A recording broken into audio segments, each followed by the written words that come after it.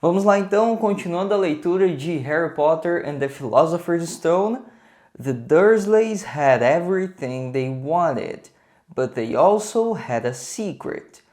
Isso significa que os Dursleys tinham tudo, everything significa tudo, que eles queriam. Mas, they also had a secret. Eles também, esse also significa também, had a secret, tinham um segredo. And their greatest fear was that somebody would discover it. E o maior medo deles, o maior medo dos Dursleys, was that somebody, era que alguém, would discover it, descobrisse o quê? O segredo, Esse it está se referindo ao segredo.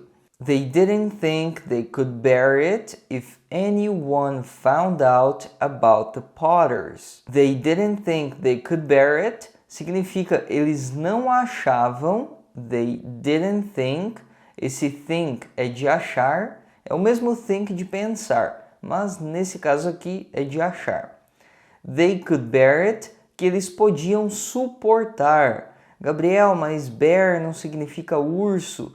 Sim, mas também significa suportar alguma coisa. Então eles não achavam que poderiam suportar if anyone found out about the Potters.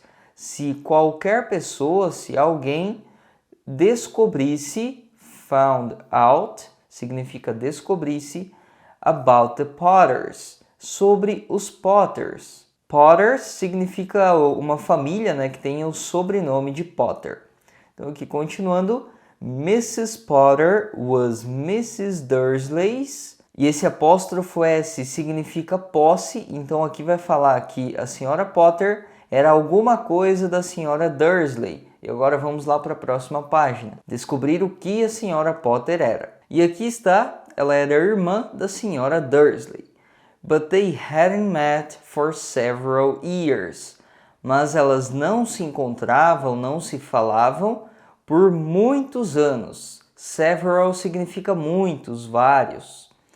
In fact, de fato, Mrs. Dursley pretended she didn't have a sister. A senhora Dursley pretended, aqui é uma palavra que a gente chama de falso cognato, ou seja, ela parece com uma palavra do português, que é de pretender, mas na verdade significa fingir. Então a senhora Dursley fingia que ela não tinha uma irmã. Because her sister and her good-for-nothing husband, porque a irmã dela e o marido dela que não servia para nada, esse good for nothing significa bom para nada, ou seja, que não serve para nada. E husband significa marido, então o marido inútil da irmã dela were as un-Dursley-ish as it was possible to be. Aqui o livro faz um jogo, com os prefixos e sufixos. Aqui a gente tem a palavra Dursley, que é o sobrenome deles, e un-Dursley-ish significa que eles eram tão diferente dos Dursley quanto era possível ser. The Dursleys shuddered to think what the neighbors would say if the Potters arrived in the street. The Dursleys shuddered. O que significa shuddered? É estremecer. Então eles temiam muito, eles estremeciam em pensar, to think, what the neighbors would say, o que os vizinhos falariam, would say, falariam, if the Potters arrived in the street, se os Potters chegassem na rua. The Dursleys knew that the Potters had a small son.